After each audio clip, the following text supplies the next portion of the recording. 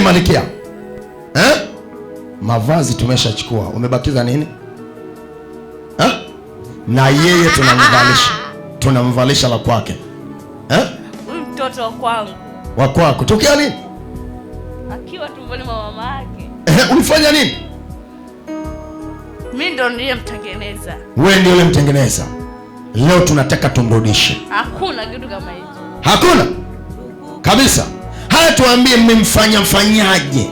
Nataka nyota. Nyota? Kwani nyota ina maana gani kwenu? Nikimiliki nyota yake mimi nakuwa mkuu kuzimu. Mesikia huko? Sema nimepata kodi. Hebu ongea kwa sauti, sema nimepata kodi. Sema hii ni kodi. Wewe nyota yangu, njoo hapa.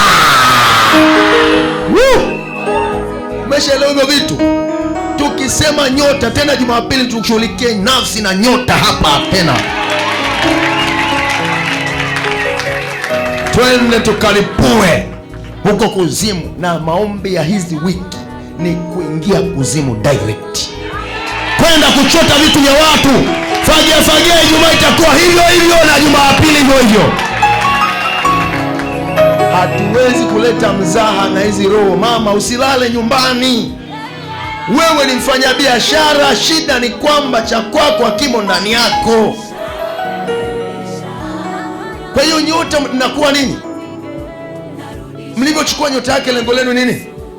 Lengo letu ni kumiliki. Yaani huyu mtoto ana nguvu sana. Ana nguvu sana. Nyota yake na nguvu. Sasa hiyo nyota yake ingefanyaje mpaka mwichukue? Yaani kupitia hii nyota. Yaani naweza hata nikawa mtawala. Lakini leo tunairejesha. Nyota ya huyu mtoto naitaka. Hata mkirejesha tafuta. Hauwezi kuipata. Wewe naipata. Sema hauwezi. Sema leo ni leo. Sema leo ni leo. Zige wameharibu afya ya wengi mno. Angalia imebakia mifupa mikavu.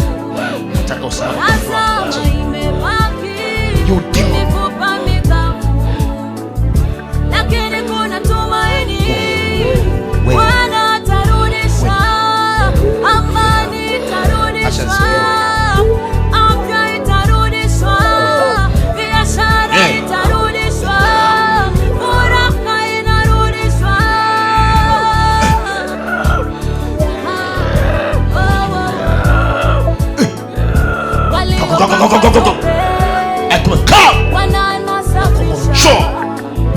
Walioshushwa chini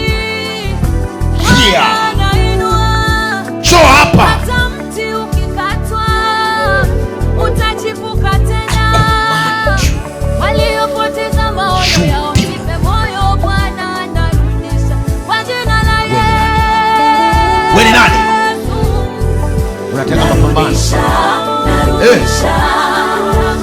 Shoot demon. Narudisha kwa jina la Yesu.